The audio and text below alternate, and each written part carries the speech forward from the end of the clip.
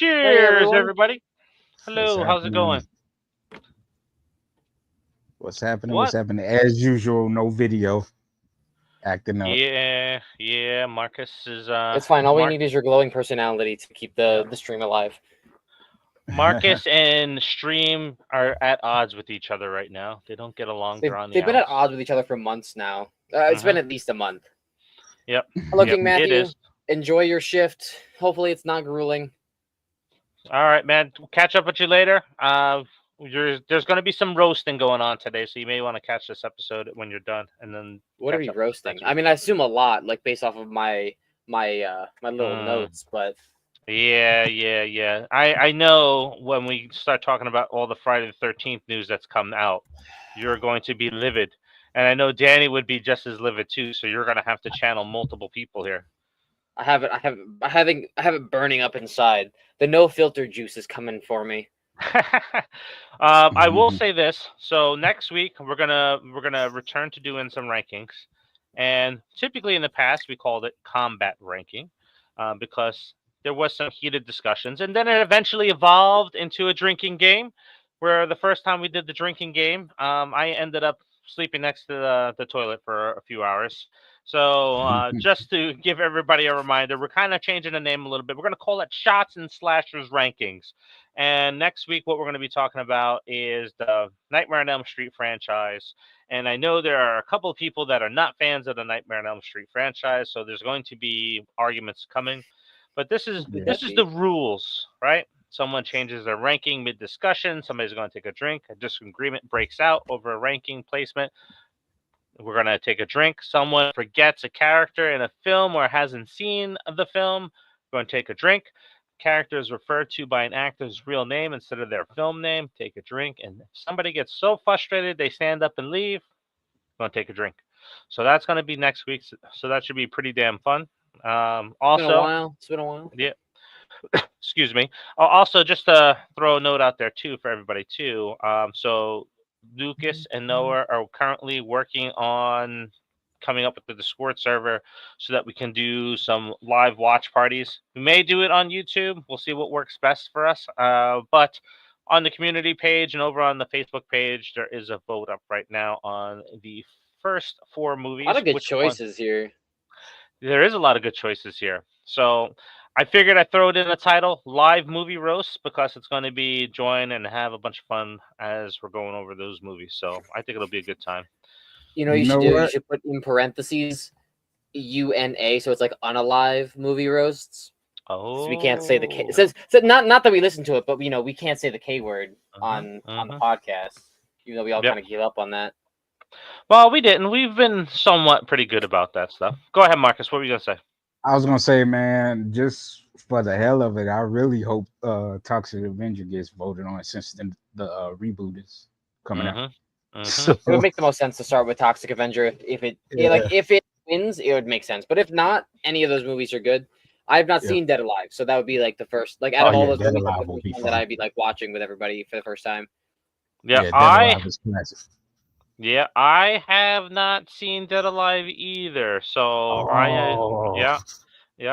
Now I say that, but for you Dead Alive fans, I got something to show you. Don't you own it? Oh, also your lights are off. Your lights are off.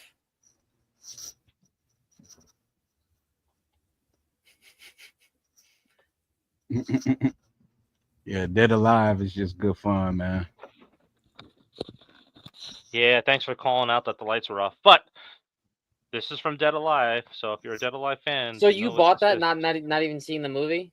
So this is a movie that I want to see. It's not a movie that I want to watch by myself because that's going to take the fun out of it. This is a movie that you got to watch with a bunch of people because it's a party movie. So I know I'm going to enjoy it from all the stuff that I've seen. So now I just have to find a group of people to watch it with. So, do you have the Rat King next to Screamboat Willie, your little puppet? Screamboat Willie has not come in the mail yet, so hopefully soon.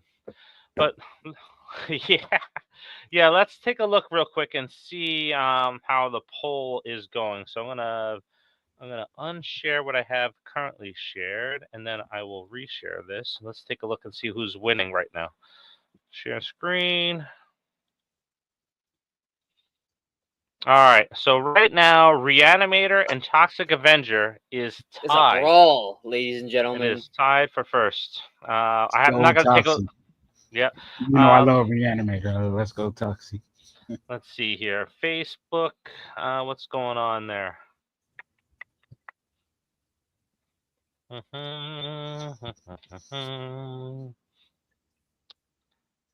Scroll down. Scroll down. Oh, it's my pin post. Hold on.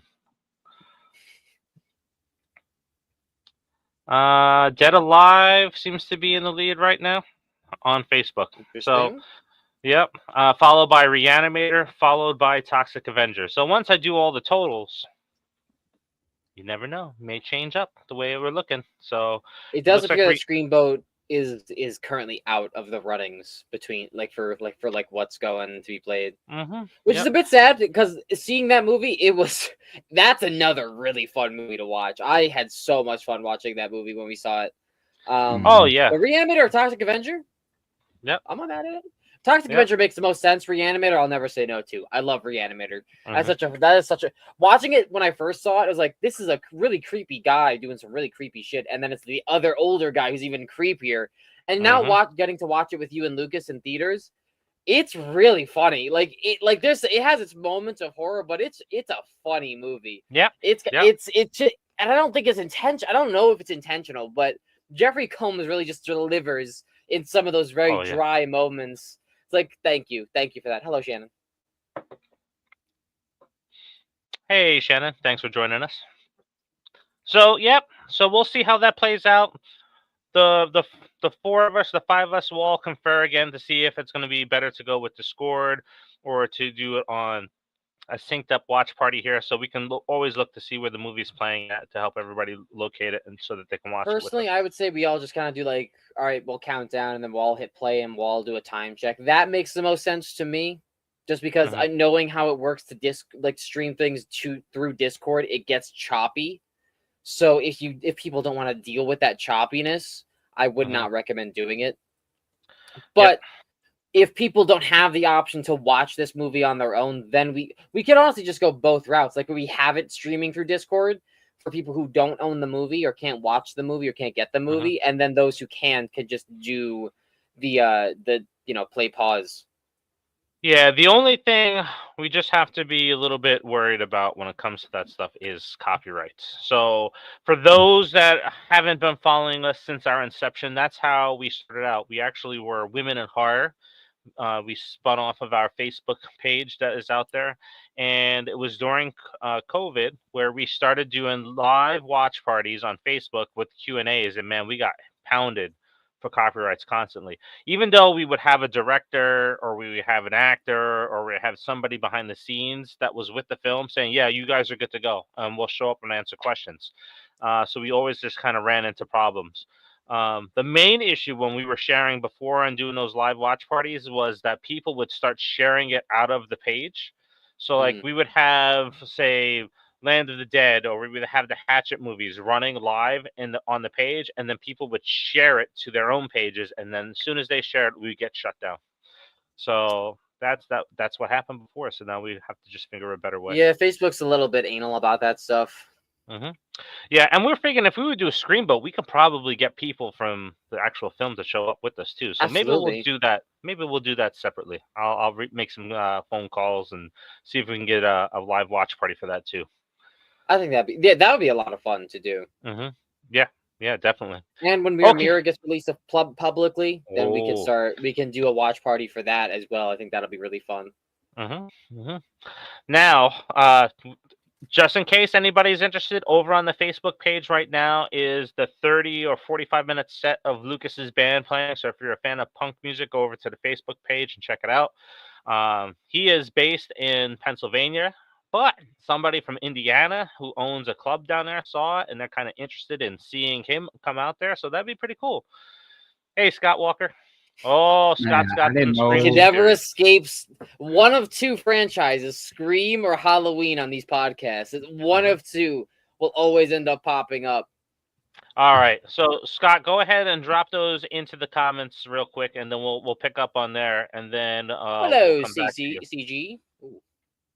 Hey, CG. Yeah, I didn't know Lukas could sing, man. I was like, look at that boy. Yeah, he's in a band. His band's name was Crybaby Cult. For those who do not know, they got merch. They got More, which is one of their first singles that they dropped on all streaming platforms, YouTube, Spotify, all that stuff.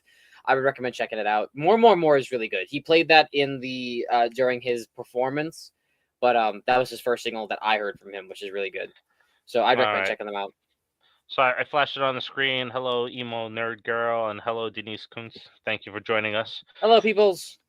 All right. So until Scott throws some news in there, which we'll come back to very shortly, let's start. So San Diego Comic-Con is going on. Typically, I'm all over that when it comes to NECA and action figures that are coming out. I haven't really seen anything. Oh, they're out there. There's so they're out much. there, boy. I know there's like a Godzilla Ninja Turtle crossover, but I haven't seen anything NECA specific as far as like what they're doing. And NECA's they're my boys. I love NECA. Yep. So if I'm looking at anybody for Comic-Con, it's NECA. There is so much Terrifier stuff coming out from NECA.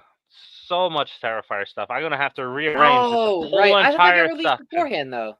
Yep. Didn't they announce that stuff before Comic-Con? No, they didn't announce one of the things. They didn't announce everything. Yeah. Okay. So, yeah, they just announced art ultimate figure, but they didn't announce everything else. Dude, I every time I'm done with collecting figures, they're like, "What? Maybe we can bring you back in for just a little bit more." It's like, guys, all right. Before we get to our topic, look. San Diego Comic-Con even had an AMC booth that was selling popcorn buckets. I'm pissed. I want that Jaws bucket. I want the Jaws bucket. I want the Jaws bucket too. I'm sick of it going up and then being sold out as soon as I hit add to cart. It's ridiculous. Yep. Let me buy the damn bucket. Put more than 12 in stock. All right. So I think everybody's here to talk Friday the 13th. So we're gonna blow through some of our topics today so we can get to Friday the 13th, or we'll mix it up. So we'll see how our conversation's going in the chats if we got to do Friday the 13th early. But let's talk about the one announcement coming out of San Diego Comic-Con, and that is the Alien Rogue Incursion video game. I'm so excited for this. It takes place between Alien it looks like and Aliens. Garbage. It looks like Alien Isolation. No, the graphics look so dated. It looks like early 2000s. Yeah, it looks like Alien Isolation. Alien Isolation actually looks decent. All right, let's look pretty good. They don't look the best, but they don't look terrible. They look terrible, man, to me. I don't know, man. That looks pretty damn good.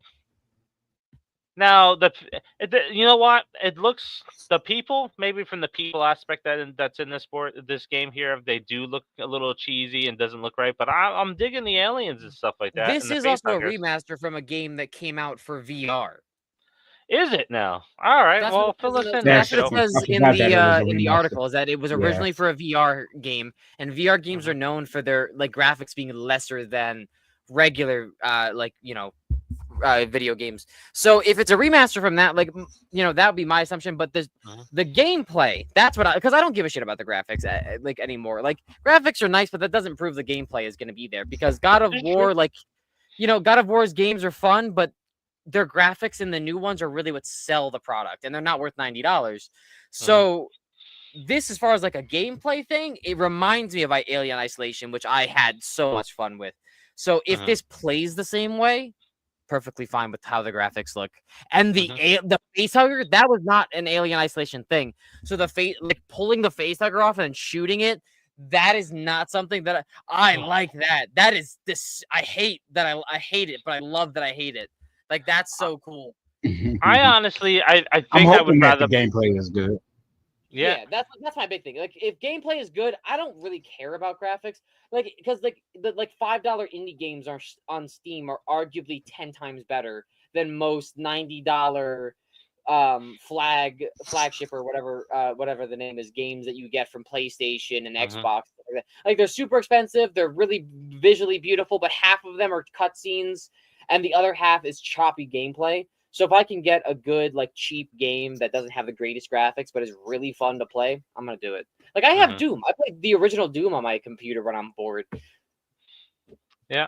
I think it looks good, but I think I would, of course, if I had time to sit there and play a video game one day, I think I would love to play this in the VR, just to have that like face hugger coming at you like that.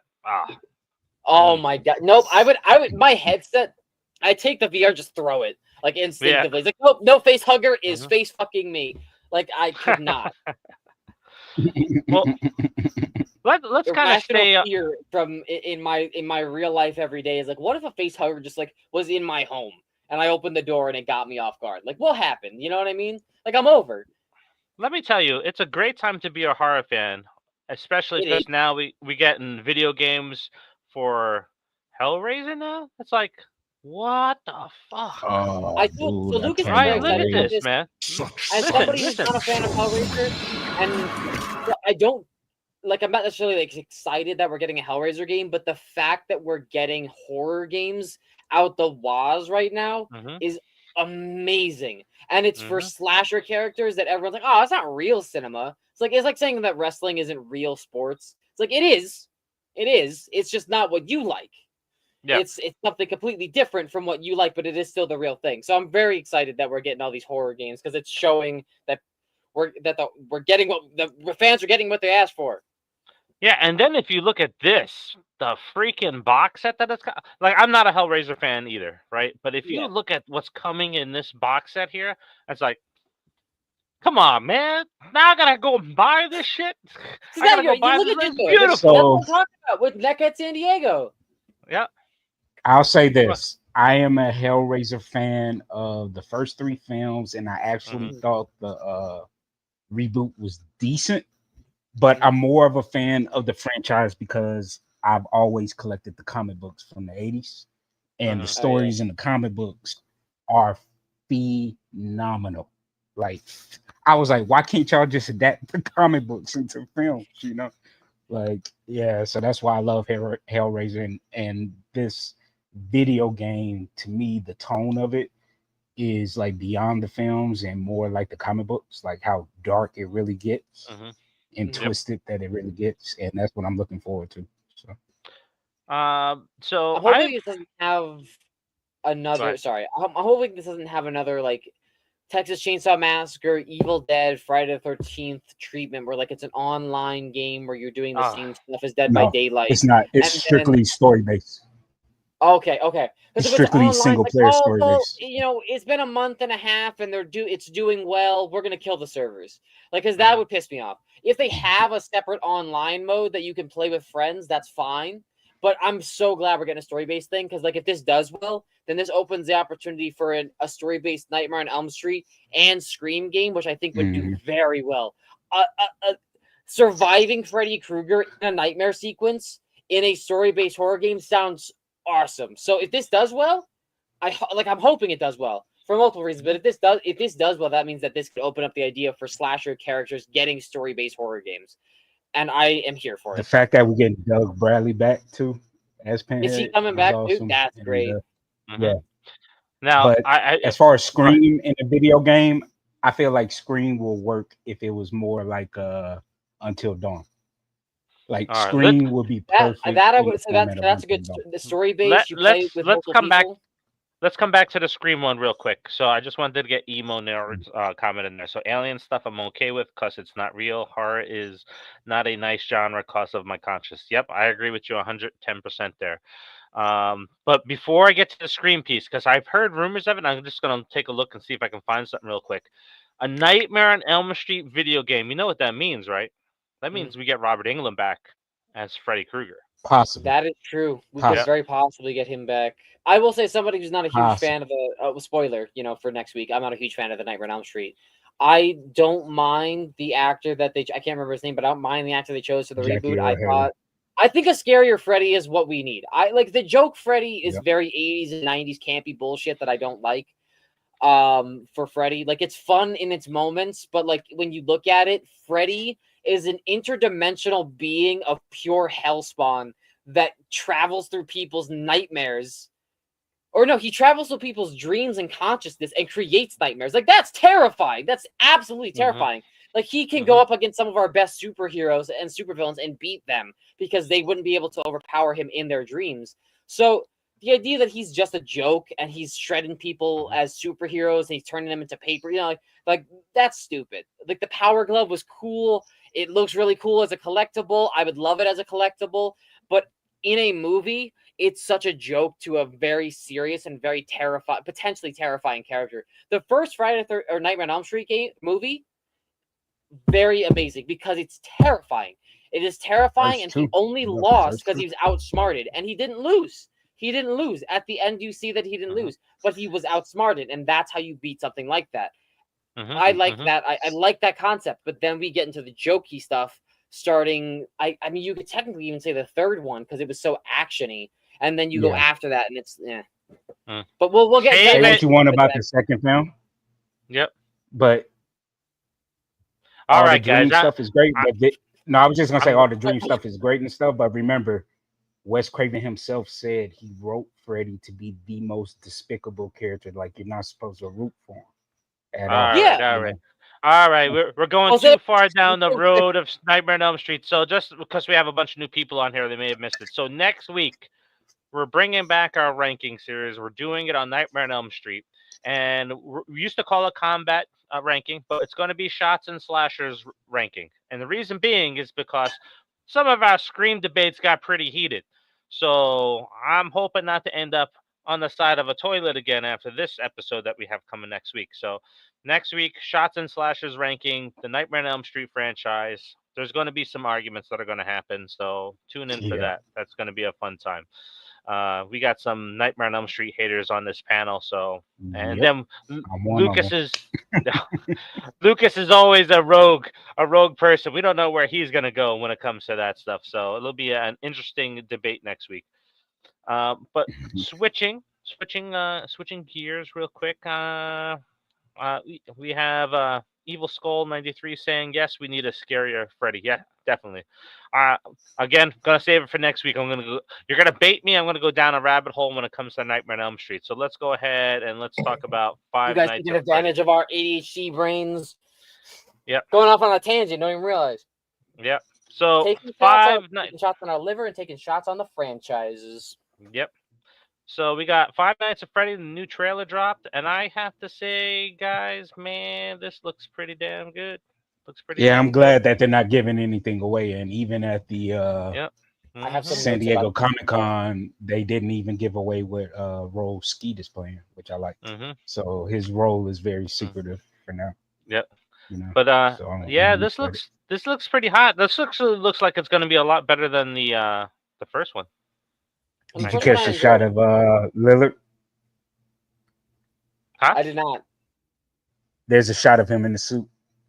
Oh, really? Let me go see if I can find that real quick. I found Chica right now. I can't remember where it is, but there's like a quick second shot of him in the suit again, I think. That was my biggest disappointment with the first one, is that like they advertised that he was like the big character, and we all knew he was gonna be Afton in the movie, but like they advertised him. There were scenes in the trailer from the first one that weren't in the movie that included Matthew Lillard, and that disappointed me because like as someone who knows Freddy's and like likes the idea of the concept of Five Nights at Freddy's, I was going for Matthew Lillard, and I barely got him. I don't have a problem with any of the other actors. I enjoyed the movie. I thought the movie was fun, and I loved the opening that it left at the end. It was it was a good movie. But I went for Matthew Lillard, and he's barely in it. I also I hear those like that was so much fun. I was also going for cameos because Riley and I watch a lot of YouTubers that play Five Nights at Freddy's, so seeing them in it, we got one or two people in it, and then Markiplier, the biggest guy, he wasn't in it because he's filming his own thing, or he was.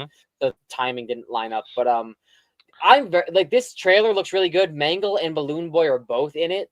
Mangle's one of my favorite animatronics just because he's tall and all black, very skinny and lanky, and his mask is just a white puppeteer mask that's all white. I think I might be saying the wrong name. If I'm not, if I am, I apologize. But Balloon Boy is also really cool. That one, for that character in the video game, you have to constantly be cranking his music box, or else he'll come out and kill you. But at the same time, you make sure you don't die. And in the trailer, you'll see a reference where like he's looking at the Freddy mask. He's like, "That's not gonna work." That is a mechanic in the second game. In the second game, you put on the mask to trick every single animatronic in that game except for the other Freddy, because he's in the game still. I do not know what they're doing with Freddy, that they're hiding his design. Very happy that the concept that it's still practical effects and still suit acting and animatronics and stuff. So, because when I watched this, when I saw the still images of the trailer, I was like, these look like it's special, it's CGI, and I don't like that they changed that. I hate that. And then now watching the trailer, I see that it's not. I'm very happy. If Foxy's still CGI, I understand. He's fast moving. He's very fast, so I understand that. It does also appear that the story has changed from the video games. Yep. This is not the same story. This is like they're taking elements from the games and then applying it to the movies, because I do not remember. Like, I'm not big into the games. This is something we'd have to ask Rye or Lukas about. I do not remember. To my knowledge, there was no franchise discussed. There was no like discussion of like, oh yeah, this was a franchise where there's an original location, and that's where what they talk about in the trailer. This is based off of, as far as I know, this is based off of the second and third game. And the third game is about them reinventing Five Nights at Freddy's into a haunted attraction, as far as I know. Like I said, obviously, I'm not big into Five Nights at Freddy's like everybody else I know. But this is what I remember from the franchise, and I'm not being told that I'm wrong from the person next to me. So it does appear that there's a couple of different changes, but I'm here for them. So I also like the reoccurring characters. I think that that's going to add some depth to this series. December 15th, I believe, is the date that comes out. Yeah. Oh, so it's going to have some competition then. Yeah. Now, my question for y'all are, who do you think did it better, though, the first film between Five Nights at Freddy's and Willy's Wonderland? That's tough. It's like, what do I prefer more? The over, like, Five Nights at Freddy's as a franchise and as a story, or Nicolas Cage just fucking up animatronics? Because Five Nights at Freddy's is a good horror movie. Willy's Wonderland was a really good comedy action for me. Because I wasn't scared watching it. I was thoroughly enjoying it as like a comedy action, and Nicolas Cage not having a single line. And also, one of my autistic friends, like, this guy's a non-verbal autistic. And I was like, I don't know if that's true or not, but like, if that's what they were going for, you know, that's cool. That's great. I love that as well. You know, like adding depth to the character in some sort of way. If they do a sequel to that franchise and to that movie as well, I would love that. I know. Yeah, but if they did, I would love that. I would love that. They auctioned off all of the suits, the practical effects suits. They're all those characters so good. They could just make new characters. I would say Willy's Wonderland, because it doesn't have the expectations that Five Nights at Freddy's has. I'm split. Willy's Wonderland I like for the action. Five Nights at Freddy I like for the backstory. It's dead even for me. So Five Nights at Freddy's has so much lore. So if you really love doing deep dives and rabbit holes, you're going to love Five Nights at Freddy's for that. But if you just love sitting down and enjoying a movie for how insanely weird it is, I would say go with Willy's Wonderland, because I like being able to sit down and just relax and watch a movie instead of sitting down and analyzing a movie. And for a lot of movies that are not comedy related, I'll sit down and analyze them. But if I can, like something like Willy's Wonderland or Velocipaster, which I've referenced several times, I can just sit down and enjoy the movie and just really look at it like, this is so, like, this is so stupid. Nicolas Cage handcuffed, fighting two robots to, what was the song? It wasn't the chicken dance. I forgot. It was, was it the Willy song? I can't remember what it was. Oh, no, it was like no, I don't think it was Willy's Wonderland song. It was because he did it from a jukebox. It was oh yeah. I know what part you're talking about. Yeah, like that's it. Like, remember the name of it. He's beating the crap out of a gorilla, and then like as soon as he's done, he goes back to cleaning, and then he has alarms for his breaks. I love that. I love it. Like, cleaning, beating the fuck out of motherfuckers, and then going to play his pinball machine. I think that's the greatest thing ever. He has no cares in the world. It's just a part of it's pinball, man. I love pinball too. Yeah. Like, it's like crack. Like, you go and start playing pinball. It's like, my God. He wouldn't have made it through the night if he hadn't had the pinball machine there. Like, the pinball machine was keeping him motivated. He's like, I can't die to these animatronics. I need to get my high score beaten. Like, that's how I'm picturing this movie. Like, in his head, he's like, if I don't beat my high score, I'm a bitch. So I gotta kill these guys. The Addams Family pinball machine is probably the best pinball machine of all time. It is just an amazing game. It's very hard to find. I would love to own a pinball machine, but they're like $6,000-$7,000. Dude, I the just Godzilla one I that they kind were of put selling the for Simpsons up there with it, man. $5,000, something like Simpsons that. was just Crazy. Mhm. I would buy Yeah, it. the if I had Simpsons the was money. good. The Simpsons is good. The Simpsons Yeah. one. I will say the girl from Mayans MC, I liked her character more than all the characters in besides Lilith's small little character in Five Nights at Freddy. Yeah. Now, before we close out on Five Nights at Freddy, I'm gonna have to say this, right? I think, and we talked about this months ago, Skeet Ulrich is a partner in crime with Matthew Lillard in this one. I don't remember the character name that we discussed, but Afton had a character that he was working with in the video games, and Skeet Ulrich is supposed to be the partner in crime for that. Yeah, they said at Comic-Con that he's somebody that has a deep history with the lore, the back, so it's, I guess somebody, like, I never played the games, I just know very little about the lore. So he's playing somebody important in the games or whatever. I don't know who it is, but yeah. All right, so I think Noah's getting some information because I'm about to switch topics. I didn't get information, unfortunately. Riley can't remember the name. All right. But if I had it, I'd give it to you. All right, so we're gonna talk about some Christmas stuff, and then we're talking all Friday the 13th the rest of the way, because there's gonna be some people that are pissed off about it. Great, but let's go. Let's as promised. So Scott Walker had some Scream stuff to talk about with us. So we got the first comment. Did you actually know that in Scream 2, in the scene where Dewey and Gail get attacked by Ghostface, it's actually a stunt woman under the costume playing Mrs. Loomis. I didn't know there was a stunt woman that played I didn't know that either. Ghostface. Yeah, I figured they always just chose, like, I shouldn't have presumed, because I always assumed that they're male suit actors, especially with the newer franchises too, because they have. Wait a minute. Male suit actors playing Amber. You talking about in the studio? Yeah, that's the only time. I thought that was Lee. I thought that was Lee, because I know he did the car scene. Sure. Yeah, he did the car scene. What's his name who played Michael Myers? Did Lee didn't do the studio? Are you? Oh yeah, you're talking about like when Dewey got stabbed back, right? Like that's the scene you're talking about. Lee Waddell didn't do the studio. I thought he did the studio. I know he did the car scene. He did the car scene. In the sound when everything was silent. Yep. Yeah. So if anybody does know what we're talking about, and we always get like a one plug for an episode, we had Lee Waddell, who played Ghostface in Part 1 and Part 2 on the show. And no, he never mentioned that he did that scene when he was on for an interview. He talked about the car scene, did not talk about the studio scene. There was one other scene I think he did too. Is she not like? Is she just? Yeah, I think it was the movie theater. What's it called? Is she not in the credits? Is she not credited for the movie? I don't know. I don't think. Nah, so. I think it's just Lee and what's his name that did stunts for Michael Myers too. He did the Sarah Michelle Gellar scene. Let me see. Chris. Let me see here. Chris. What's his name? Chris something. I don't know. He's been doing the rounds on cons lately. Also, I don't know if we saw the comment, but apparently CG's a big pinball guy himself. Based off. Oh, wait a minute! Look at that, Leslie Hoffman. Is there credit? Oh yeah, Attack from Mars pinball game was awesome. Yeah, I remember Attack from Mars. That was good. Leslie Hoffman. I thought that movie was a parody. Oh, Scott, look at you, Scott. There it is, right there. Leslie Hoffman. The woman that was in Friday. Wait, from A Nightmare on Elm Street? Yeah, that's great. I knew that name sounded familiar. Yeah. What? Wow, Scott, man. Great. Hey, well, great song. It's ties to Wes Craven himself. So, hey. Yeah. You know what? I'm gonna hit up Lee. I'm gonna hit Lee. I love that I'm gonna scene hit too. Bill up about see if they know her.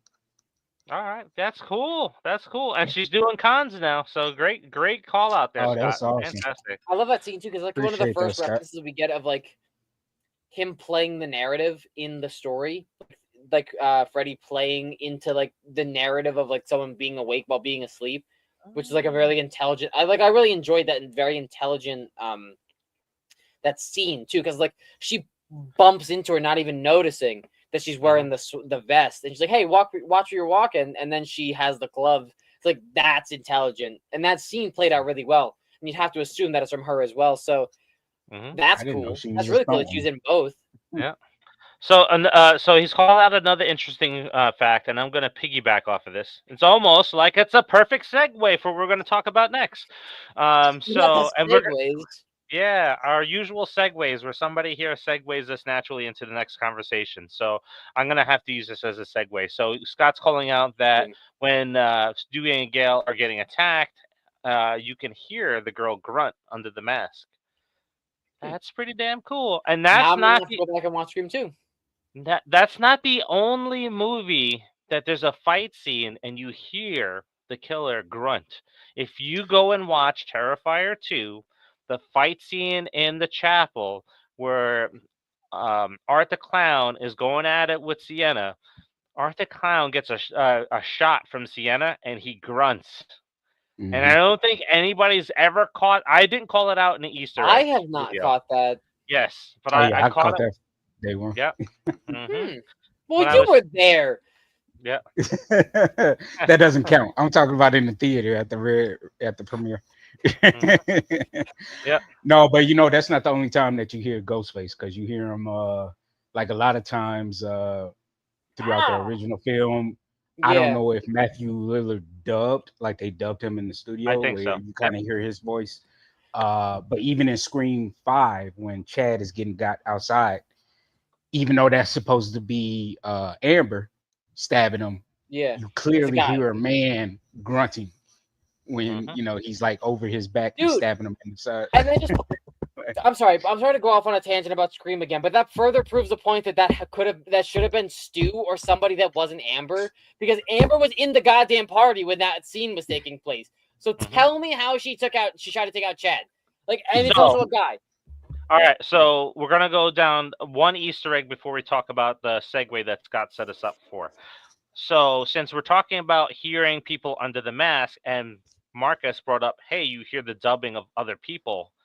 So this is where Scream, if you really pay attention in Scream 1996, when Ghostface is chasing Sydney up the steps, this is credit to my daughter. She's the one that found it. When Sydney is being chased up the steps, we hear Ghostface say, easy, easy. It is Matthew Lillard's voice saying easy, because he actually says that in the high school. He says the same thing when he's... Exactly. So if you caught that, you would have figured out that, oh, wait a minute. That's the same thing. So if you go back and watch... I never noticed that. That's... Wait, which sister of mine? Kira, our oldest... my oldest daughter. Interesting. Yep. So that is very interesting. So that's one of those things where if you go back and watch a movie and you know certain details, it changes what the movie would have been about. All right, so we're gonna switch over. I appreciate when they do stuff like that. The small little details that add to the bigger thing, because it really does add to the entire story. Like when you have those small little things in there, it's like, ooh, that really kind of plays into this whole scene, and that ties it to it's not necessary, but it really helps the scene in a big way. Because now when I go back and watch that amongst, I think there's something else. Now I gotta watch Scream 2 with the female grunting, so I must have to go watch the franchise over again at this point. That is very interesting. Thank you, Sir Scott. Yep. So Scott's segue that we're going to jump into is because we heard the voice under the mask with the woman, and then because Art the Clown grunts. So Spirit Halloween has announced Santa Art. Look at this beauty. So cool. You're getting that, right?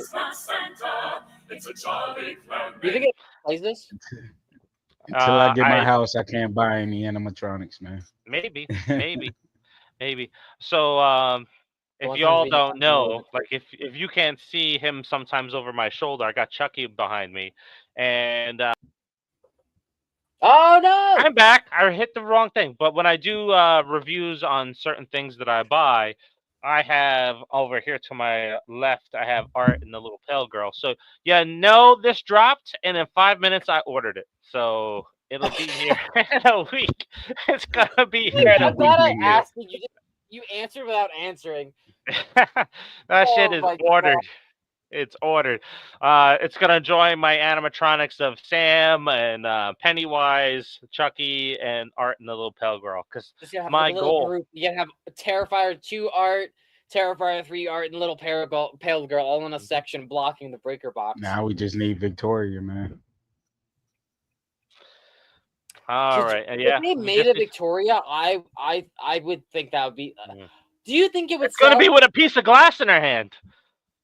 You know, it's gonna be with a piece of glass in her hand. No, yes. I want to think about that scene. That scene was so weird. But I will say, do you think that if they made a Victoria animatronic, it would sell? Because like Pale Girl is a small version of Art, which is why I think she sells so much. And Art is just Art, and Art has brought slasher horror. Nah, it'll sell because collectors will go after it just because. So in a collector standpoint, yes, but like I think average users like are like buying Art the Clown and the Pale Girl on a high scale. Do you think average buyers of horrors, average buyers in general, would look at Victoria and be like, I want that? Do you like? Because I would say that I would want that as someone's looking like that's creepy as shit, but is it too creepy to put in my front yard for trick or treating on Halloween? Like, you know what I mean? I would say regular folks don't collect animatronics like that, so I would say that's true. No. Yeah, that's fair. Like if it was a toy, like if it was a figure, Christmas. We're not I would talking say about Christmas. yeah. Keep in mind. Look, man, last year with the with Art the Clown debuting at Party City and Spirit Halloween, incredibly tough to keep in stock or get in the store. I think that Art the Clown has done something that it brought back slashers to such a degree that casual fans are like, I want this animatronic. Yeah, that's what I'm saying. See, Art is like, different. Art has become such an icon. Of course, people are going to buy it. Yeah. But I mean, like the average person, now a sexual icon in certain. They wouldn't buy like other characters from it like that, you know. But collectors will because it's part of the universe. You know what I mean? So yeah. Yep. Mm-hmm. It's like we're all saying yes. Yep. 420 Slayer, thank you for the comment. I have a 3-part video on the collection from 2 years ago, and it took me 3 videos to get through everything. So I have a board game. I have a board game and movie poster collection upstairs. This is my office and studio, which I'm surrounded by 6 cases and back shelves and 2 cases over there of stuff and another whole shelf of stuff. And then I got a video store that I have a mini video store built and then a mini arcade built over to the right of me there. So the collection is a lot bigger than when I did the videos last because there's like 60 popcorn buckets now. And it's just crazy. It's so funny that you segued into what I was about to say. It's because he said that he's a collector. It's like, well, maybe we'll have to do it for a crypt video like we've we're talking about. We'll have to do an update of yours as well. Yep. Now, I'm curious as to like what a bad guy only, like if I don't know if your collection is bad guy only, but if it is, I would love to see what that looks like. And then we can do one for Marcus as well whenever we're up in Vegas. Go ahead, Marcus. Yeah. No, I was gonna say I'm hoping Hot Toys and Sideshow Collectibles hop on the bandwagon and make Terrifier figures. Hot Toys has made some nice stuff. Hot Toys and Haya have been such weapons. I don't know if Sideshow's going to jump on because Trick or Treat Studios is making the bigger ones, which I have those too. Yeah, but I know they made those too, but they're so they either need to catch up with Hot Toys or Sideshow with more, attachments and stuff. The 2 at Trick or Treat Studios is but they only had like a couple of hands and that's it really, and maybe 1 weapon. Where Sideshow and Hot Toys go all out, man. They have the different faces, they have all kind of stuff. So yeah. William, you don't know. My latest problem. I'm gonna show you right now. I'll be right back. You guys keep talking. That's right, William. We'll look at your podcast too. We'll look at your collection too. We'll just have to bring that back. We'll have to bring back that whole show. Now for William 420 Slayer. I'm jealous. Oh, I'm jealous. God, dude, I'm so jealous. I want Galactus. I want Galactus so bad. It's huge. If you I have no idea where I'm going. It is disgustingly huge. It is disgustingly big. I'm not a huge Fantastic Four fan, so I'm telling myself not to buy it. But it's so cool. It is so awesome looking. Yeah. I can't. I'm fighting myself to not buy this $80 popcorn bucket that I will never utilize as a popcorn bucket because it would be a nightmare to clean. So why would I ever store something like popcorn in it? Yeah. It's not my favorite popcorn bucket. The favorite popcorn bucket is the one that I got produced. That will always be number one in my heart. Yeah. I will always be biased by my Santa Art popcorn bucket that I helped get made. We're going to stay in Christmas, but we have a cool question here. So what would be more scary for you guys? Ghostface coming at you or a scary Santa coming at you? If it's Krampus, I hate Christmas, so honestly, I would probably choose violence in that situation. Like, if somebody's dressing up as a Santa and coming at me, I'm gonna choose violence back because I don't like Christmas based on like the commercialization and all the other shit that's around it. I hate Christmas. I'm sorry, guys. Bah humbug. Call me Scrooge. But I would probably choose violence. But I think Ghostface probably. Well, I mean, I don't know though, because Ghostface is such like a horny concept now in TikTok culture. It's either I'm gonna fight Santa Claus or fuck Ghostface. Like, what do I do here? It's the two F's. It's fight, fuck, or fear. That's the three. It's instead of kill, marry, date, or whatever. It's the three F's. I don't think I'd be afraid of either one. I think I would choose fear or just drop in my pants. Honestly. Dropping these hands or dropping these pants? My thing is this: with Ghostface, you don't know if you're just fighting one. So it's like your head always got to be on a swivel. Like you don't know. You don't know how many. Yeah, Ghostface. There's typically 4 more, and Ghostface is quick. Ghostface is always quick in the movies. Yeah, I would say Ghostface too, but like what we saw in Terrifier 3 and what we are going to see in our segue of Silent Night, Deadly Night here, there's one thing that kind of gets me. Dude's back right now. I'm telling you, like he fucked up Halloween, but he is back with this movie. Yeah, I was gonna say this feels like a redemption. I don't even blame him for Halloween. I blame Green and no, you can't even blame him for Halloween. That was a story. Yeah. This up and coming horror. Yes, that was one of my notes. Awesome. That mask, I want it, but you can't blame this guy for Halloween failing because he is not. He wasn't coming up to the director Danny McBride like, hey, I got an idea. Put me as the star in a movie about Michael Myers and Laurie Strode. There's no shot that he was doing that. He was just there for the ride and got dragged in the mug like Rachel Zegler during the Seven Dwarves or whatever, that movie. I don't know. I was drinking too many of these. Well, I was gonna say Seven Deadly Dwarves, but that's gonna be a horror movie for the Poohverse. But this right here, he's only as good as the movie he's in. That's the kind of actor that we're looking at. This right here, like if this was coming out at me versus a Ghostface, this right here has got me. Like that, I don't want to see this coming at me. No, this is far better than Scream 7. No, yeah.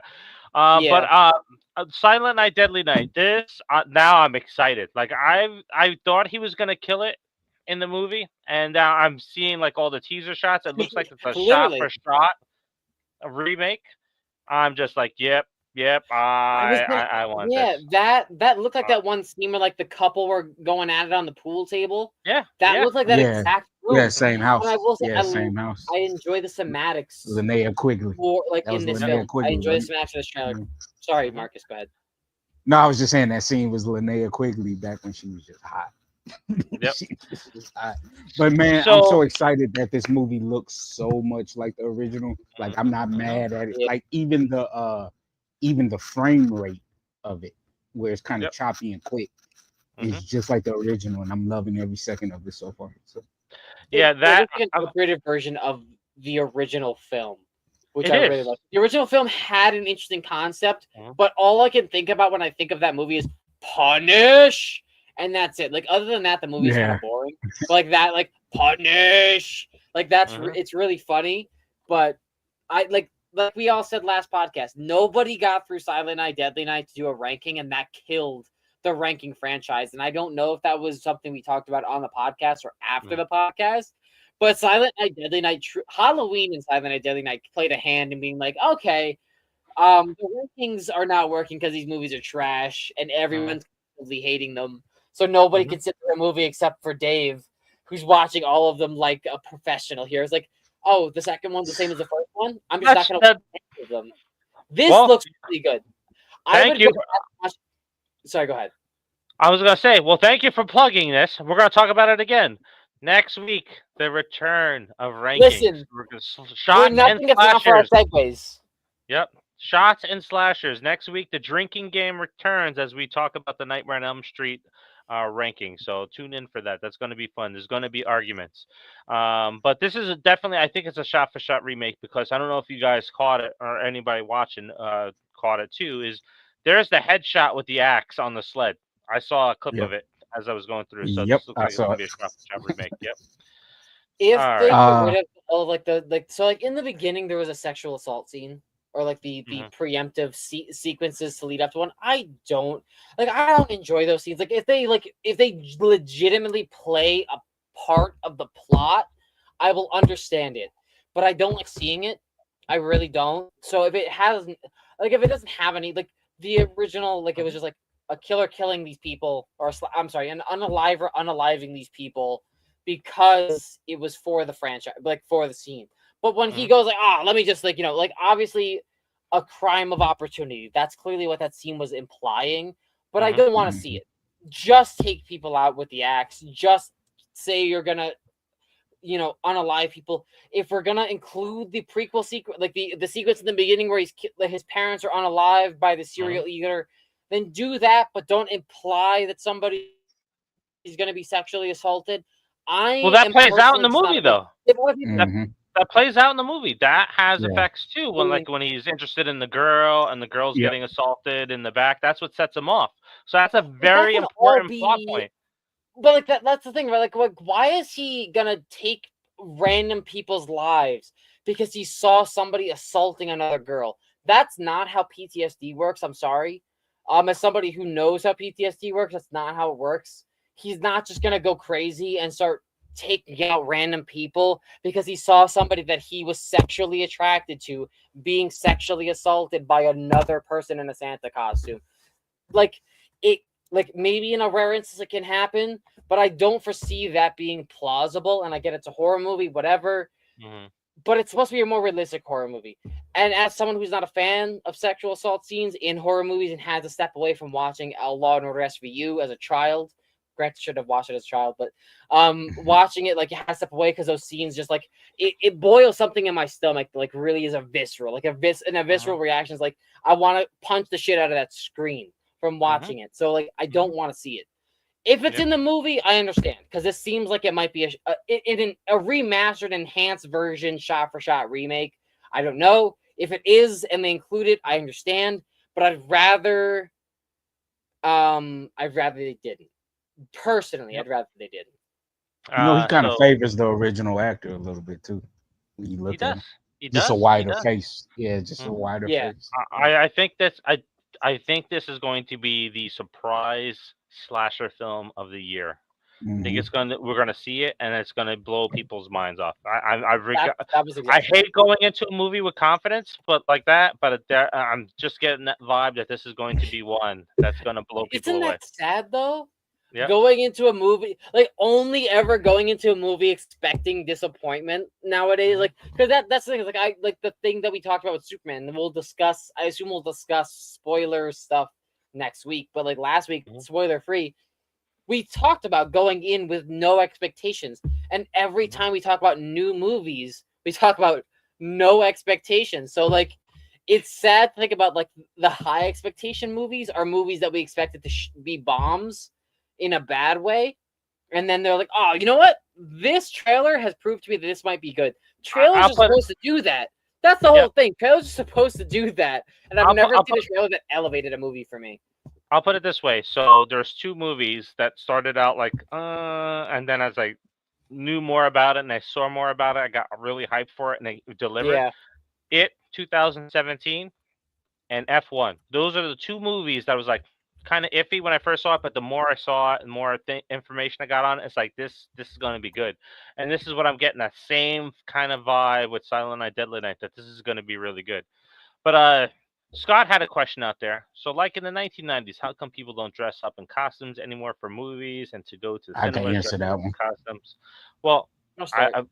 go ahead. Go Because ahead, Mark. old dude that shut up the theater for the Dark Knight ruined that for That's the every one. movie theater.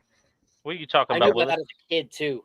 As What are you talking soon about? as it happened, I knew Huh? about that. No, Happening. a lot of a lot I- of movie theaters they'll let it slide here and there, but a lot of movie theaters now cut it out. Like it's literally illegal That was a to big thing. wear a lot of costumes or bring in props and stuff at a lot of theaters now. I don't. I'm going to have to debate you on that. I can't debate it because I have not looked into it. Just because the dude's hair was dyed a certain color doesn't mean he was dressed up that way. I don't think he was, but He I even don't said know. it in the I haven't. interview. He said it in Yeah. the interview that he went there as Joker to Yeah. perform a scene. I know what he said in the interview, but I don't think he was dressed up that way. I think he just had his hair dyed orange But or that something has like to, that. even if he wasn't, right? Like even if he wasn't, people saw the green, people saw what he was doing, and he said what he was doing. That has to play a part in why people don't dress up for films anymore. Because it's it'd be profiling in a sense. Well, it's not the like if people somebody not said, like, wanting oh, you to. can't be in there because you're dressed as Art the Clown. That's not allowed. Like he might, like some people might have that fear going into it, especially since he went there with green hair. He may or may not have been dressed up. He may not have had makeup, but he went in there with green hair. He said that he was there because of the movie and he wanted to be like the Joker. That was the thing. So if people are like, oh, if I dress up as this character, if I act as this character going to this film, maybe people who are running this film are going to assume the same thing. And that could be a fair assumption, especially since it's like as a kid, I knew of this happening when it happened. Like when it came out on the news, I knew of it happening. And like as a kid, you don't typically see all this big media stuff happening on the news, like, you know, stuff politics, whatever. It's like, so like when this happened, that was a big thing. So, you know, and then also working at a movie theater and seeing people come in costumes, it's like, well, they have weapons, whether it's a lightsaber or not, they can't bring it in because it's not safe. Even if it's a stick made of plastic, you can hit somebody, poke an eye out, whatever. So I understand what Marcus is saying completely, because whether or not he was going there with the intent of cosplaying or whether or not he looked like he was cosplaying, that is 100% what I thought of. He went in there with green hair. He went in there with what I assume was a purple Joker costume outfit, like a jacket. Yeah. Shot up the store, like he shot up the movie theater.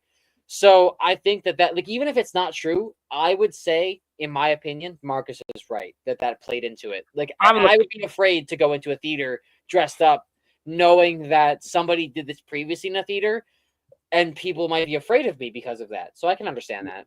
Well, AMC, Alamo Drafthouse, and half of the Regals in the country literally made a press statement saying because of that incident, they were stopping allowing people dressing up. And then they slowly, based on certain managers of each theater, it was to their discretion of whether or not allowing it. But overall, corporate was like, hey, we need to put a halt on this for a while. And they never openly came back out and saying, hey, the band is up. But that was the catalyst of it for a long time. Yeah, it says here that he wore gas masks, tossed gas canisters in there before shooting people up, just like in the Dark Knight. Oh yeah, I forgot about the gas mask. Yeah, he dyed his hair red. That's something I didn't even know about. Yeah, he dyed his hair red. I'm not seeing what he was wearing other than the gas mask, so it's hard to say. It's hard to say, especially when it comes to the news media and how sometimes they'll say somebody's dressed up as something just because they say they're dressed up something, not understand it fully. All right. It's time to get to the roasting, my friends. Let me see here real quick. I need a copy of Silent Night, Deadly Night 1 and 2. They aren't easy to find. I have 3, 4, and 5. Go and look at who is it? It's not Arrow Films. It's the one with the sailboat. Marcus, what's the company with the sailboat that produces movies? It's slipping my mind right now. Blue Moon? No, is it Blue Moon? Blue Moon. Yeah. I was thinking Shout Factory at first, but no, it's Blue Moon. Go look up Blue Moon Studios or Blue Moon Film Productions. They have it. So, and then I think production company with a sale on it. Yeah, I think it's Blue Moon Studios, and I think Moon. they have special release Blu-rays for the first 2 movies. And I don't know if they still have it available, but the first one they had a box set that came with Billy from NECA. So they're out there. You just got to find them. If I see a link, just shoot me a message over in Facebook Messenger, and I'll do some hunting for you. But just you got to remind me, I won't remember. I will say this though, like I do have high True expectations for this Sale? movie because I was a huge fan of the 2006 remake that they did. Lagoon. Silent Night. Let me see. Let me see if I can find it real quick. Sorry, like I'm on Google. I'm not even paying it. I'm sorry, I'm on a tangent. Lagooni Film Productions is one. Come Aboard Productions. True Sale. Anchor Bay. That's it. Anchor Bay. It's Okay. Anchor Bay. Yep, that makes sense. Not Blue Moon. Anchor Bay. I feel isn't Blue Moon like an alcoholic beverage? Am I crazy? Or am I just on it? It is. It's a beer. It is. Blue Moon, yeah, Blue Moon's an alcoholic beverage. Okay, I thought so. Yeah. No, CG, the one with the machine was part 5. The 2006 one was the one with Malcolm McDowell. It was just straight up like kind of almost an original take on the story. Like they switched things up with Billy in that one. Real quick, Marcus, you were right too. Shout Factory has it out as well. So Shout Factory's Shout Factory does have it. Yeah. $22.99. So go over there and take a look at that 420 Slayer. Shout Factory has it. There's like 9 of those films, right? Mm-hmm. There's 6? there's a bunch of them. Okay, let's get to the roasting. We're gonna start off very easy. So Noah doesn't lose his mind. I have too much disclaimer juice in my body to be able to hold back on these. I'm gonna be honest. There's a new San Diego Comic-Con made a bunch of Friday the 13th announcements. Realistically, it's not Friday the 13th anymore, and we'll talk about that. It means nothing. It means nothing. There's a new video game in development. I don't know. No, what's your thoughts on it? No, I'll just let you go. My thoughts are like this is like every single time that somebody announces something new, official release, not fan made, official release. So not Never Hike Alone. Official release Friday the 13th. This is like, oh yeah, we're doing something until somebody else steps in. It's like, actually, we own the rights to this particular part of the franchise. So we own the left toe of Jason Voorhees. So you can't make this movie if he has a left toe of any kind. So this is all I see it as is just him talking. Like he can announce it all he wants, but until we see a trailer or any type of substantial news, still images of the movies, still images of the game. The game. We're talking about the game first. I don't give a shit because it means nothing to me. Because we've heard this through the franchise and through several other franchises before. Oh, we have something in the works. Yeah, I'm sure you do. But until production companies say you can't do this or you can do this, it means nothing. Copyright claims are holding over all of this until there is approval. And unless I see approval, I don't believe that this is going to actually happen. Mm-hmm. Like the second thing is like, what is this a sequel to? Is this a sequel to the original franchise? Is this a sequel to Jason Goes to Hell? Is this a sequel to Freddy vs. Jason?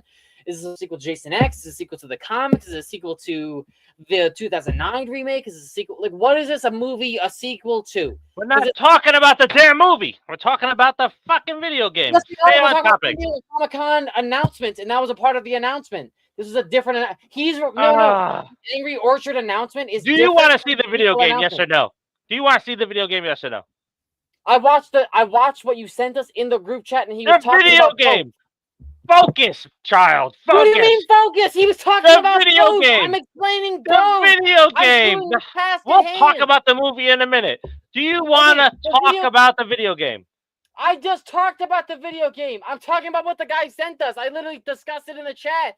All right, now wait damn second. Marcus, what do you think about the video game? Whatever. Man, I don't know. This whole Friday 13 universe, I'm just like, I don't know about it right now, so I'm not too excited on it until, like Noah said, until I start seeing images or something about it. I'm just like, yeah, whatever. Okay. Like I still go back and play the solo, singular as Jason going around, taking out the campers by myself because I felt that was fun. And I wish they would have kept that going, but this whole legal battle screwed everything up. So I will say this. I agree with Noah because they announced it as a Friday the 13th video game. So that this is like wait a minute. You can use the title for the game, but you can't use the title for the new movie. Right. Like, I don't know, man. what the? Listen, What? Sweet revenge. This new movie Sweet is revenge. just an ad for Angry Orchard. It's nothing else. They're all eating Yeah. apples. For the trailer, they're both those characters are eating apples and drinking Angry Orchard beer. This is just product placement. There's nothing more. So they're calling this a vignette, which I think they misused the term because they don't understand what a vignette is. But they're calling this a vignette. The one thing I will say about this, I like that actress because I was a huge fan of the martial arts series that she did. What was it? What was that? AMC martial. It had 3 seasons. It was so good. Into the Sun or something like that. No. It was a martial arts series. Oh, yeah. Where she was like the adopted daughter of this badass martial artists and stuff, where they were fighting for Into the Badlands. That's what it was called. Into the Badlands. She was in that, and she was really, really good in it. So I'm looking forward to her because she's a good actress. The look of Jason and stuff, I'm like, I don't like the mask. We'll talk about the mask in a second, but like the title. I don't even want to. Like, I'm laughing because I'm so angry about the mask. I'm not upset with the title, right? I can understand it, right? No, it's fine. One it's party a good owns working title. One party owns Friday the 13th, the title name. One part owns the mask. Jason. Okay, I get it, right? Pamela Voorhees and Jason Voorhees kind of got to be separated because of their legal battles, right? I want to laugh so hard that I cry. What pisses me off is that the legal of all of it is so stupid. No. What pisses me off is if you watch this trailer and you see these things, Vincent DeSante, Jason Brooks are huge Friday the 13th fans, and their fan films look 100 times better than this. They look 100 times better than this. From probably $1 million or billion dollar. Sorry, I can't speak. Million or dillion. Have another one there, buddy. Or billion. I'm gonna have another one after the podcast. But $1 million or $1 billion corporation is making an independent short horror film, and the camera angles are shit. I'm sorry. It's just a commercial for their product. They're drinking the Angry Orchard beer. They're eating apples. I guarantee you the concept where like the old guy is talking to everybody about the stories. He's going to mention Crazy Ralph. Talk about that orchard. I guarantee you. This movie is nothing more than product placement for that fucking beer company, and it's gonna be terrible. This movie is gonna have some maybe good, like 1 or 2 good kills, and it's gonna be a horrible story that's gonna take like stuff from the first movie, but it's still gonna be about Jason, so it's not gonna make sense. That's what I think is gonna happen. All right, because this looks like the first movie with Jason Voorhees. That's what I'm getting. Here's why I'm pissed off. Like I said, you have a studio this is like Blumhouse doing Friday the 13th. This is Vincent DeSante's Friday the 13th fan film, and let's take a look at the difference in the oceans, the lakes here. This is from the second one, right? And this is the dock scene. And I can play this because I'm not going to get nailed for copyright for this, but yeah, you got Tommy Jarvis returning, and it's just like this movie is looks amazing. Shit. Look at that. It looks amazing. Mm-hmm. Ghost Jason. And then you got guys that can't get this right for Sweet Revenge. It's sad. You hired the wrong fucking people to do this.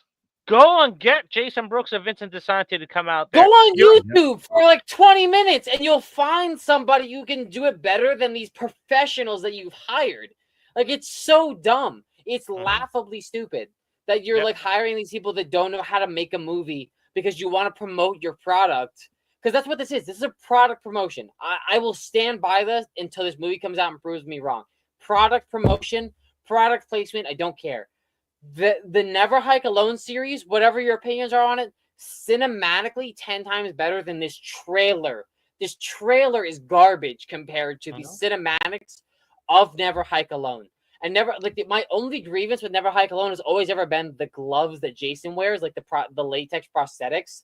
But that's like something that like is like like it's something that you can look over and not give a shit about. Because like in the original, like the third film and the fourth film, they wore gloves that didn't have fingertips, so like his fingertips were actually showing through, which is a weird, like a little Easter egg. His actual fingertips are fake gloves, but this was like full gloves, and that like yeah, it annoyed me a little bit. It looked a little unrealistic, but the movies are good. Angry Orchards, what was Sweet Revenge? Is that what it called? It looks so. It doesn't look bad, but it looks like it's just gonna be them.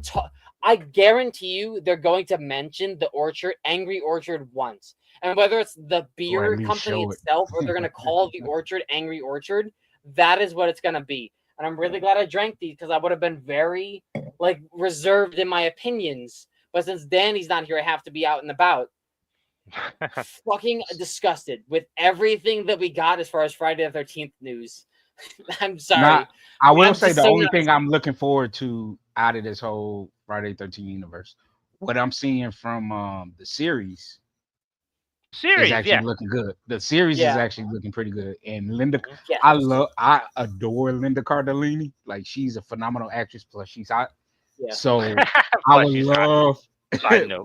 So I can't. Yeah. So I can't wait to see her take as Pamela. You know. And then they just cast the kid to be little Jason. So, yeah. Thelma from Scooby Doo. I know that. Yeah, she played Thelma. I know that. Yeah. I'm really interested in seeing this now. So 420 Slayer, I found you the movie where to get it. I want to know which movie is showing a dead-eyed Pamela Voorhees. I gotta watch that shit. As far as talking about the prequel TV series, is that Rosebud? Linda Cardellini, if I'm saying the name right, perfect, amazing actress. I will say, I do believe like I don't know how this whole Spanish fight supposed to work, but if they're choosing her because she's like very attractive and they're gonna play into that, I'm gonna hate it because that's not the point. No, I think they're going the base motel route.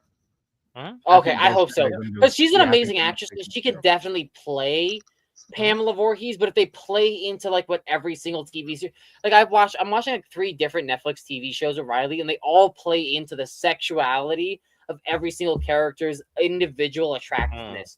And I can't stand that. Like this is a horror franchise. Like you want to have gratuitous sex scenes that end in people getting brutally murdered. That's a horror movie from the 80s. Stupid sex scenes that result in teenagers getting fucked up by a machete. That's an 80s horror film. That's what I want to see. But if you're showing Linda Cardellini doing like a very sensual, attractive thing throughout the entire series, she has like a very intimate moment with Jason's father. They have a sex scene, and then the kid comes out. It's like, don't do that. Don't do that. Like I know this is what Elias was a piece of shit. So Paramount. I'm not trusting it. Yeah, Elias was a piece of shit in the comics, so it's gonna be a tumultuous. Yeah, thank you. CG has it here. It seems like the TV series, it's been a while. Looks like they're putting care into that, and Sweet Revenge is more of a cash-in. Yeah, I agree. Yeah, I can 100% agree with that. I agree because you got this piece of shit. Look at that. Oh my god, man! It looks like, you know what that mask looks like? I don't know. Have y'all played the Friday 13 block game on the phone? No, I seen it. You got to chase the campers. It's an actual fun game, but that's what the mask looks like. It looks like, like a Funko Pop or something. My body is numb from drinking, and I still feel pain.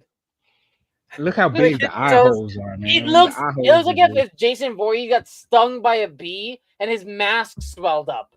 Like it's so bad. It's so bad. Like it looks. It's so puffy. I don't understand it. Like, and like I understand, like they're like, oh well, it looks like it's got the chevron and it's got the holes in the right placement, but it's still somehow so fucking bad. It's so ugly. I cannot stand it. It's so bad that people are buying the mask and they're redoing it. It's horrible. It looks like a Spirit Halloween costume, and the Spirit Halloween costume masks look better. The masks from Spirit Halloween look better. That is from Spirit Halloween. Not even Amazon CG. Timu. Better be filmed at night. Timu mask. It is. You know what? It is by Spirit Halloween. Look, it is by Spirit Halloween because they have the license to share that mask, and that's what the mask is gonna look like. Yeah, it looks like a dollar store mask. That's what it looks like. It's bad. Yeah, it's really bad. Like, you're so excited to show off a mask you bought from a retail Halloween store. Like, that's stupid. Like, I follow 4 different people who make custom Jason Voorhees masks that are original. And you're saying, look at this really cool mask, guys, that I bought from a retailer company that you could buy for $20. And it's a shitty piece of plastic. You see that comment? Like, that's what you're telling me. You care so little about this movie that you're buying a mask from Spirit Halloween. And granted, it's probably some good stuff. But this is... I would never buy this Spirit Halloween. I've seen this Spirit Halloween. I actively avoid it because it's fucking ugly. It is so ugly of a mask. Tell me you don't care about this franchise and you only care about your product without telling me that. Because that's what this is. Like, I see the apples, I see the beer bottles, I see a shitty mask. So what I see is a movie that's not going to be caring about the character, Jason Voorhees, the main character, Jason Voorhees. Does not care about him. It cares about the main character of their production line, which is Angry Orchard's beer. Disgusting. Just give it to Blumhouse. Just give it to Blumhouse. Yeah, the answer for 420's question. Yep, Roblox. No, I'm so glad that's a joke now. If something's shit, we just say give it to Blumhouse. Yeah, just give it to Blumhouse. Not Roblox. No, Roblox makes some pretty good story-based video games. As somebody who hates Roblox, they give some good story-based video games. You can't even shit on Roblox like that because they actually try. Yes, thank you, CG. That mask is that's bad. horrible. It's just bad. Anyone it's like a traffic accident. You're driving by and people just are looking out to see how bad it is. That's this mask because I can't stop looking at how horrible this mask is. So my question is this though: is Jason gonna have the fucked up eye in this big old eye hole mask? Like, the ones how's that gonna look? Kind of closed. Yeah, the damaged eye. Would it matter? Because you can't see him through the fucking mask because it's so puffed out. Like, it's disgusting. It's like if you accidentally you're carrying something, like moving something with someone, and they accidentally hit you in the eye with it because they shift wrong, and then you're like, oh, I'm fine, and then your face puffs out because of it. That's what this looks like. It looks like if you actually got hit in the face with something and your face puffed out, or you got stung by a bee and you were like deathly allergic. Like, this is like, oh no, I touched a bag of Cheetos, so now I'm gonna die because of the coloring in the Cheetos. Like, it's such an ugly mask.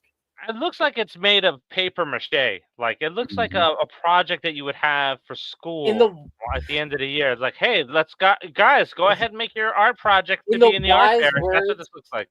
Look what that guy says. It looks like it was made at a scout camp for arts and crafts. The wise words of Invincible in season 3. I wouldn't even keep you as a slave in my empire. As somebody who collects Halloween and horror masks, and Jason masks in particular, I would never disgrace my mantle with this piece of shit. Like I said, disclaimer juice. I'm full out going off of this on this thing. It is so ugly. It is so like, as a kid, I remember posting on Facebook. I purchased my first ever custom Jason Voorhees mask. I wish I could find it and show it to you. I'll show it to you next week. It's such an amazing mask. I spent $35 on it. This mask was like $70, and once the movie comes out, it's gonna be $200, and the movie's gonna be garbage. I can tell you right now. Prove me wrong. I will tase myself. I will pinky promise right now. If the movie is garbage, I will buy a stun gun and tase myself if this movie is good. But this movie looks so shit. I'm willing to bet on that this movie is gonna be bad, and this mask is contributing to that. I'm sorry. I can't. I have to. I pinky promise. Pinky promise right now. I don't break the pinky promise. I'll tase the fuck out of myself. I'll piss on camera. All right, I'm gonna answer Scott Walker's question. He said, which mask is scarier, the Jason mask or the Ghostface mask? I will say this. I will say the 2009 remake hockey mask and burlap sack mask is scarier than Ghostface mask, in my opinion. The burlap sack mask is definitely scarier, I will say, because it's like you're being followed around by a scary killer or some scary psychopath with a bag over his head. Like, that's that in one eye slot, and he's going around bodying people. That's terrifying. But the Ghostface mask, I don't know. There's just something about it, because like especially with like the all black garb, that you can barely see. If it's a dark room, all you see is that Ghostface mask. Something about that just really terrifies me, because it is just technically a hockey goal mask, and I think that's why it takes away from me. as like a fear element. It's like the mask reminds me of hockey. But the burlap sack mask, I will definitely agree that is terrifying. There's my tattoo. That's my tattoo. So for me, there is one shot of the Ghostface mask that is absolutely terrifying, and it is this scene here. When he stabs This West. is the scene, like when he stabs West and he slowly leans in. Yeah, that is the most terrifying. It's a presentation of power. Yeah, it is the most terrifying scene and use of that mask that I've ever seen before. So let me see if I can find it. It's really showing you how truly helpless you are. Like, even like though this is a person, because your fear is taking advantage of you so much in this scenario, you can't do anything. Like, you're just so afraid that even though this is just a man behind a mask, you're terrified. Because all you gotta do, the most important thing to remember, just keep the weapon away from you. But since he was so terrified, he couldn't do that. That is such a good point. Like, seeing that scene where he's just like slowly driving the knife in, such a gruesome and terrifying scene. And I will say, like, we see a lot of Ghostface in light or daytime, as opposed to if you're smart, you're gonna use the Ghostface costume at night. So if you if that someone's chasing you in a dark building, that's terrifying. Like, you're booking it and you see Ghostface coming at you with the blade, or he hides and then appears in front of you, because that's what Ghostface does, and Jason does it too. But Ghostface is a man and does it, like just a random human being, not a deadite, not an undead creature, not whatever you consider Jason to be. So like the implication that Ghostface offers makes it scarier, but also just like seeing that mask, I don't know, it makes me unsettled in a certain way. But the Michael Myers mask, like though I'm not afraid of Michael Myers, I would say the mask is more terrifying than the other two options, in my opinion. I say another shot that makes the mask kind of terrifying was in Scream 5, where he takes out Stu's nephew in the parking lot. That shot made him look real menacing too. Yeah, 420. But you know what? You know what mask is actually kind of creepier than a lot of people find it silly, but if you go back and watch the TV series, Scream TV series, the Brandon James mask, I will agree with that. I will 100% agree with that, because that mask, honestly, like, it had a weird feel. It made me feel uneasy, and I think it's because it was kind of dirty. Like, the mask had like that gray feel instead of the white. It made it feel dirty, and like it added to that fear factor. The fact that it was like molded after, because he had deformities of the face, that the mask was like molded after his actual face. That's what made it even more creepier than the regular Ghostface mask. Yep. I think that may be a future ranking where we rank the slasher masks. I think that would be a really good. I think that would be a really fun one. You don't really have to watch any of the movies, so everybody can really quickly get caught up to speed and do that. So maybe after we do Friday Nightmare on Elm Street, we do masks, and then we come to Friday. Do we say masks? To watch. So do we say masks as a part of like if we're existing in the universe, or just in general? Because if you consider masks in general, that would include the silicone mask that Robert Englund wears in Nightmare on Elm Street. So do we say just masks, like Ghostface Jason relation, or do we say like the facial structure? Because technically, even though it's a silicone cowl, it's a mask. Yeah, because then you can include Freddy and you can include Pinhead. Yep, and I think that has to be included, because Pinhead, like, that has to take hours with putting the individual pins in. That has to be a nightmare. Like, like the applause, round of applause, honestly, for the people who put the Pinhead mask together, because like knowing how prosthetics works and wearing prosthetics for movies, or not movies, but like. I've worked on haunted attractions. Like, they take a while. Even the easy like half masks, they take over an hour with the glue and making sure that they're on right, not touching your facial hair or anything, like eyebrows included. Like, it's a process. So like if you're putting the pins in, you have to make sure that the person's not getting like injured while putting those pins in and everything. Like, if they're fake pins, still like it's a big process. So like not including those masks feels like a disservice to those. To like the people who made them. So I would 100% agree with that. Like adding the Pinhead and mask. So Mars Attacks, like, not a horror movie, but Mars Attacks mask. That's an amazing mask. Well, we could talk about a special effects makeup too, so we can figure that out. But for here, Scott Walker said And the scene after Ghostface attacks and kills Hallie, the killer tracers after Sydney or chases after Sydney and stops running. No, that was Lee. That was Lee. You can see the woman underneath the mask through the eye hole. Yeah, that was Lee Waddell. Yeah, Scott, that one's Lee. That whole chase scene and everything, that's Lee Waddell on that one. All right. Very, like me, a very feminine looking man, just very cutesy. I guess I don't know. Or maybe they played into where like they had a still, like they did like a little bit of footage where they had a female stunt double underneath to show that scene, but still had him a part of that major scene like that. Yeah, that whole scene, that whole accident, taking out Haley and stuff, that was all Lee Waddell. Yeah. CG calling out about the new Toxic Avenger mask looks cool, which reminds me, hey, go over to that was a woman another segue. Well, hey, speaking of, that is a woman playing Toxic. That is a woman stunt woman playing Toxic. Wow, Peter. Really?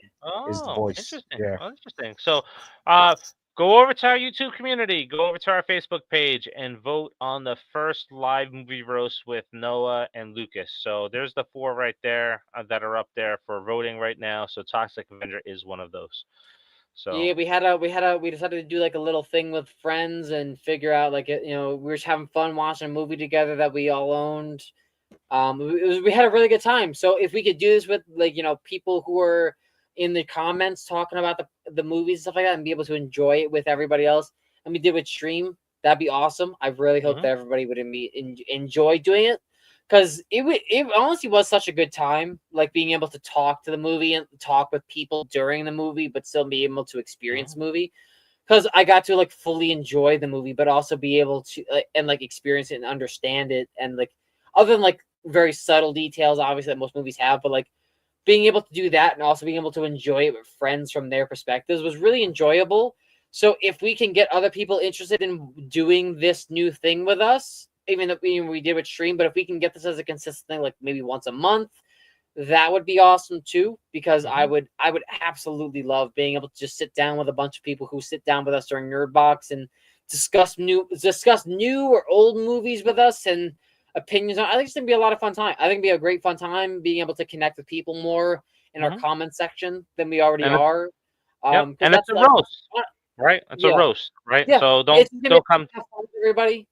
I like, for me personally, I do these podcasts because I love connecting with the people in the comment section. I like people. I'm a big people person. So if we get to do this thing where we're watching movies together, that would be beautiful for me, because it's something that I get to genuinely enjoy. I get to watch movies, and I get to sit down and watch movies, and I get to sit down and hang out with a bunch of people that I already love in the comment section and friends. It should be a good time for everyone. So definitely vote, and if you're able to, definitely join in whenever we decide to do this. I assume it'll be no earlier than September. Like, that's just from me, because like that won't have time to prep for it. Well, we'll announce a date and do an event. I'm gonna knock on wood because our Nerdboxers, our Nerdbox community, vote, definitely join. We would love to have you on. I know I definitely would. It's like I said, disclaimer, juice talking, but definitely would love to have you guys. That's not what I'm saying. I'm knocking on wood because the Nerdboxers and our Nerdbox community is very good. It's very positive. We have a lot of great people on Facebook. We have a lot of great people on YouTube. In fact, there's a couple of times where people kind of go down that politics road on Facebook, and it's like, hey, can we refrain from the politics? And they said, yep, sorry, won't do that again. This is the most positive fan base I've been a part of. And I love our community. We're gonna close out on 420 Slayers. I love Toxic Avenger, but I don't like the guy who's playing him in the new movie, which is. I agree, dude. I love Peter Dinklage, man. No, listen. Here's why I agree with this. So Snow White came out, and he was the person speaking out against Snow White and little people playing the roles of dwarfs. Yep. He was saying that, hey, we have come this far since that original movie came out. Why are we having dwarfs in the movie? Right? Right? I didn't keep up with the Snow White stuff, so I didn't hear that. Yeah, he went off on Disney. He went off on Disney. Disney changed everything because of what he said.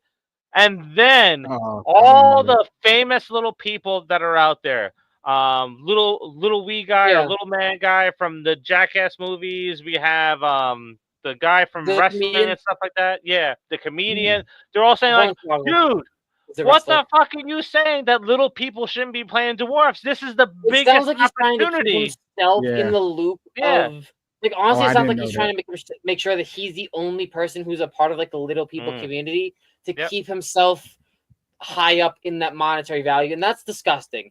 Especially someone looking up to like somebody who was able to do that for a specific minority community. Hornswoggle. That's it. Hornswoggle. Yeah, it seems very inappropriate and very disgusting.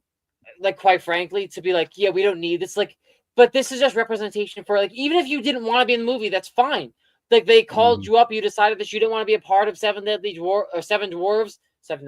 The Seven Dwarfs. That's That'd fine. be a good movie. But there are hundreds, thousands of actors with dwarfism or whatever that would love to be a part of this franchise. That would love to be in this film because this animated film from the 30s represented them in a positive way. Whereas we see like so many minorities in earlier production not being properly advertised. Like it's always in a negative limelight. So to see Snow White in the 30s as an animated film being so positively progressive towards people who suffer from, or not even suffer, just have dwarfism, and then he goes out on an interview and says like, no, fuck this, and it's like, that's disgusting. There's so many people who would love to have these this role and be a part of this franchise, because Snow White is such a big thing. I'm not thinking of Seven Deadly Sins, the anime, but Snow White is such a big thing. It is a monument in animation and Disney as a whole. So to say something so derogatory about a film that was actually treating people with dwarfism in such a positive light for its time it's really disappointing for somebody that I actually held in a high regard. And knowing the Hollywood, like, I don't hold many people in a high regard for Hollywood because everyone's a part of a list or just is looking for a cash grab. Like, Peter Dinklage seemed like one of those people who just genuinely enjoyed the craft and genuinely enjoyed making sure people actually got a shot. And then this interview came out and it ruined everything. So I can 100% agree with that and understand why you wouldn't be accepting of Peter Dinklage in the movie. But my assumption is that since he's going to mainly be the Toxic Avenger, that he'll only be a voice actor, which I don't know why, but sits better with me. Or he just won't be in it at all, which I like he'll be in it, he'll turn into the Toxic Avenger, and then it'll be a different voice actor. But I don't know. But I do agree that he's makes the voice. a little bit more upsetting for me because he's only there not because he's supporting people with dwarfism, not because he's a nice guy wanting to do an independent horror film, but because he knows he can make money off of this. And that interview shows that. I was going to end on that question, but Scott baited me. He got me with this one. So why do you guys think that there was so much racism and hate towards the actress that played Snow White? What about the actress? It was because of her comments. It was her comments that she made. So even obviously. before Snow White, even way long before Snow White, this goes all the way back to when she was cast. If we're talking about racism specifically, I would say because it's easier for people, especially in America, to hate against people. I don't know. I like. Wait. No, let Marcus answer. Go ahead, Marcus. All right. No, I was just saying. Rachel Zegler kind of put her foot in the mouth long before this whole Snow White debacle. Like it started way back with. I don't think she was one that killed this movie. Huh? I don't think she killed this movie. I think the movie was just bad, and she was like, yeah, the movie was bad, but people weren't supporting her. Period, because of her comments. People already boycotted her before. Like when she was cast, it was before the second she was cast, long before the movie even came out. People were already boycotting the movie because they just did not like her. Yeah, because of previous comments that she was making online. So, like I said, it's easier to be it's easier for the one specific thing to be hateful towards when it just it's so glaringly obvious that the movie was bad and the production behind it was bad, and you even have because you even have the director's son blaming the lead actress, and we just discussed earlier in this specific podcast that it's not the actor or actress that makes or destroys the film. It's the people who also write it. This movie was bad, and you can disagree, but I don't think that Rachel Zegler ruined this. Maybe she contributed, but Snow White and the Seven, no, she did not ruin this film. I think that she she contributed to it, but it was a bad live action, and we know that Disney makes bad live actions. The fact that the director's son went out of his way to go on a podcast and shit on the lead actress, Rachel Zegler, shows that this was not about her. The movie was bad. It has 2 different variations of the 7 Deadly Dwarves in it. It's a bad film. It's a bad film. It is a bad film. We need to make that movie 7 Rachel Deadly Zegler Dwarves. said stupid shit that put her in an easier spotlight to hate, but I don't think that she was the cause of this. I think she contributed, but I think that everyone used her to make it about her. I think. Oh, we are in trouble next week. We are in trouble next week, boy. We might be. We are in trouble next week. That it's Rachel Zegler, and I can see that it's glaring. We are in trouble next week. There's so much that shows that it's not about Rachel. Look, it is just that she contributed. Made it about her, and she made it easy. She made it easy to make it about herself as the problem. And yes, she's like, oh, it's not about a man protecting a woman. Yes, I understand. Whatever. People could be upset about that. I don't give a shit. Snow White, I wasn't invested in as a kid. The movie was bad. Take away all of the press touring from Rachel Zegler. Tell me you like that movie, and I will spit on you. Like, that movie was bad. It was so bad. It was 2 movies combined into one, and that is from comments taken directly from Dave, that it was 2 movies combined into one. The movie is bad. It is just a bad film. So to say that Rachel... You can't even... Zip it. Zip. I can't. When a problem comes along, you must zip it. Zip it, go. All right. I'm calling it. You're about to go to jail. You're about to go to jail. So we're in trouble next week when it comes to this debate, the rankings. I can see it now. But it is a contribution to why people hate the movie, is because comments that she made long before the movie, comments that she made leading up to the movie about it being like, oh, we don't need a man to come and save Snow White. Snow White is the female lead, blah, blah, blah. It's a combination. And then the movie itself is actually, it's actual dog shit. It's like 2 different movies because of what we talked about before. That's what I'm saying. Yeah. She's just a scapegoat. Everything. It's not about her. Yeah, the movie is bad. You take away what Rachel Zegler said, and the movie is bad. The movie is still bad. That's what I'm saying. Rachel Zegler is a scapegoat.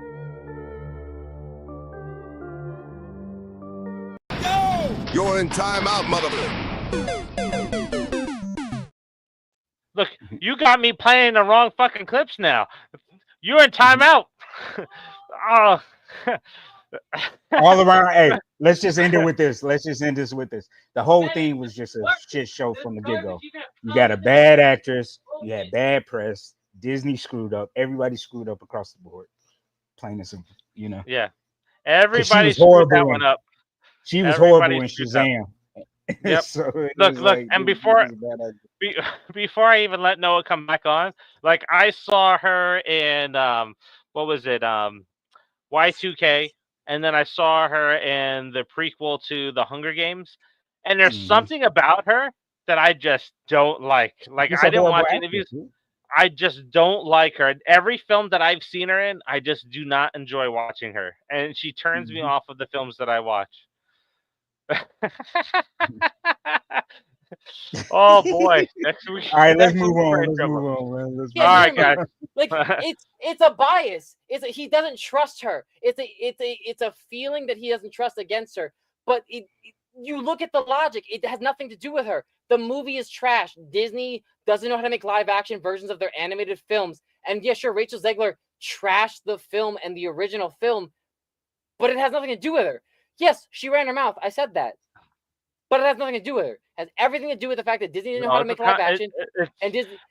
Marcus summed it up best. You take away Rachel Zegler's comments about the film, and it's still garbage. It is. Oh yeah. Go watch the film. It is still trash. It's still garbage. She amplified it. That's what you don't understand. No, she amplified the hate. Yeah, yes, sure, she did. She amplified the hate. But trash is still trash, no matter what is set on fire. Like, here's why. It's still garbage. Here's why she amplified the hate. Because people were hating on the film that didn't even watch the film. They judged it based on her comments alone. See, that's the world we live in. That's the world we live in. People says something wrong, they're going to destroy it and not even give it a chance. This movie's 10 out of 10. Go watch it and then tell me if you agree or disagree. Like that's it's so that's not how society works. This movie was just bad. Sure, she could have contributed to it, but the movie was bad. People go and see this film, and you want them to contribute to the box office, sure, but it's a Disney franchise. It's bad. It's a bad film. It has nothing to do, like, Rachel Zegler talking about the film does not take away from the fact that this movie was bad. All right. It made no sense. Time to segue. You can silence me again. It doesn't silence the truth. Next week. Look, this is the warm-up for next week, guys, because this is what's going to happen, because this is what happened during the Scream rankings. I'm probably going to end up next to the toilet next week, because this is the drinking game that we will play during the Nightmare on Elm Street rankings. I'm in trouble, because I think I'm walking into this being the only Nightmare on Elm Street fan. It's going to be a brawl, guys. So tune in next week for that. Oh boy. I don't know if I made the right decision. You did not, because I honestly don't know. First three and the rest Oh God, everything is stupid. You're in trouble. I don't know if Marcus likes it, but I know Jason No, I don't.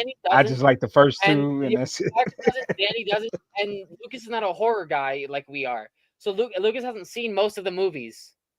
Oh boy, are you crazy? No. All right, with that, we'll see you next week. Look at emo girl over here. I got a crush on. I got a crush on CG. I got a crush on CG. Keep that in the chat. CG, you and I are getting married. Rachel's no, but y'all be that couple at the green. You and CG be that couple.